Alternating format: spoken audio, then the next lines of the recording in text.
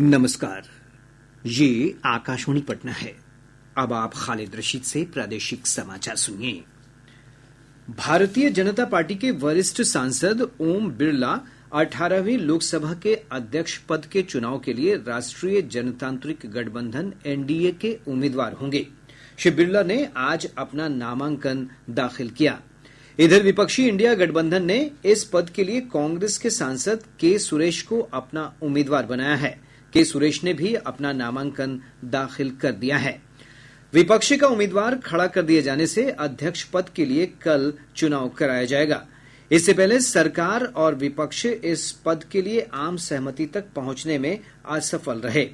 संसद के बाहर पत्रकारों से बातचीत करते हुए केंद्रीय मंत्री पीयूष गोयल ने कहा कि इस मुद्दे पर कांग्रेस नेतृत्व से बात की गई, लेकिन वे अपनी शर्तों पर अड़े हुए हैं। विपक्ष के नेता श्री बिरला की उम्मीदवारी पर समर्थन देने से पहले उपाध्यक्ष के नाम की घोषणा करने पर जोर दे रहे थे। श्री गोयल ने कहा कि उन्हें सूचित कर दिया गया है कि उपाध्यक्ष का मुद्दा इसके चुनाव के समय निपटाया जाएगा। इससे पहले कांग्रेस सांसद राहुल गांधी ने कहा कि विपक्ष अध्यक्ष पद के उम्मीदवार को अपना समर्थन देने के लिए तैयार है, लेकिन उपाध्यक्ष पद के लिए विपक्षी पार्टी का उम्मीदवार होना चाहिए। हमारे संवाददाता ने बताया है कि लोकसभा अध्यक्ष का चुनाव स्वाधीनता के समय से बिना किसी प्रतिस्पर्धा के होता रहा है, लेकिन यह पहली बार है जब इस पद के लिए प्रतिस्पर्धा हो रही है। केंद्रीय मंत्री और लोक जनशक्ति पार्टी रामविलास के प्रमुख चिराग पासवान ने लोकसभा अध्यक्ष पद को लेकर विपक्षी इंडिया गठबंधन के रुख पर सवाल उठाया है। संसद भवन परिसर में मीडिया से बातचीत करते हुए उन्होंने कहा कि विपक्ष ने लोकसभा अध्यक्ष के लिए समर्थन देने को लेकर जिस तरह से उपाध्यक्ष के पद की शर्त लगाई है वह सही नहीं है। श्री पासवान ने कहा कि उन्हें याद नहीं आता कि आजादी के बाद कभी लोकसभा अध्यक्ष के पद पर चुनाव हुआ है। उन्होंने कहा कि यदि इस पद के लिए चुनाव होता है तो भी राष्ट्रीय जनतांत्रिक गठबंधन के उम्मीदवार श्री ओम बिरला की जीत निश्चित है। देश में आपातकाल लगाए जाने की आज 50वीं बरसी है। इस अवसर पर प्रधानमंत्री नरेंद्र मोदी ने एक सोशल मीडिया पोस्ट जारी कर आपातकाल का विरोध करने वाले महान पुरुषों और महिलाओं को श्रद्धांजलि अर्पित की है। श्री मोदी ने कहा कि यह दिन याद दिलाता है कि कैसे बुनियादी स्वतंत्रता को नष्ट कर भारत के संविधान को कुचल दिया गया था। प्रधानमंत्री श्री मोदी ने कहा कि तत्कालीन कांग्रेस सरकार ने सभी लोकतांत्रिक सिद्धांतों की अवहेलना की और देश को जेल बना दिया। श्री मोदी ने कहा कि जिन लोगों ने आपातकाल लगाया उन्हें संविधान के प्रति प्रेम जताने का कोई अधिकार नहीं है।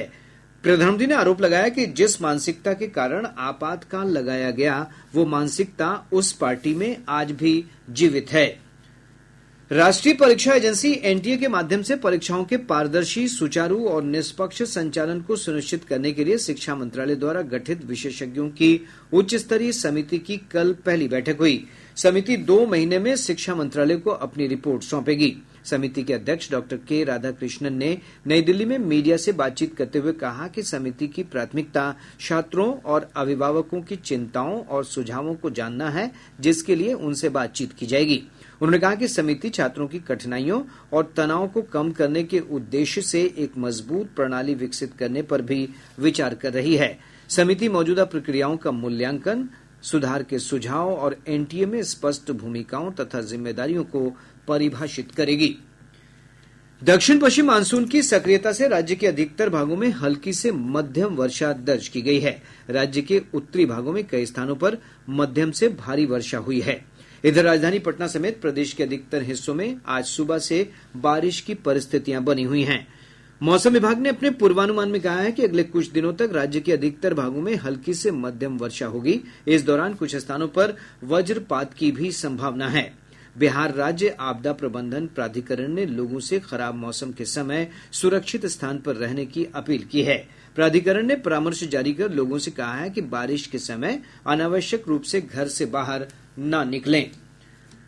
बोधगया स्थित बीएएसपी 3 ग्राउंड पर आज से अग्निवीर भर्ती रैली शुरू हो गई है। ये रैली 29 जून तक चलेगी। सेना भर्ती कार्यालय के निदेशक कर्नल राहुल द्विवेदी ने बताया कि रैली में अरवल, औरंगाबाद, जमुई और शेखपुरा समेत 11 जिलों के शॉर्टलिस्ट किए गए लगभग 5,500 पुरुष अभ्यर्थी शामिल हो रहे हैं। उन्होंने बताया कि सितंबर महीने तक अंतिम परिणाम जारी कर दिया जाएगा। इसके साथ ही आकाशवाणी पटना से प्रसारित प्रादेशिक समाचार का ये अंक समाप्त हुआ।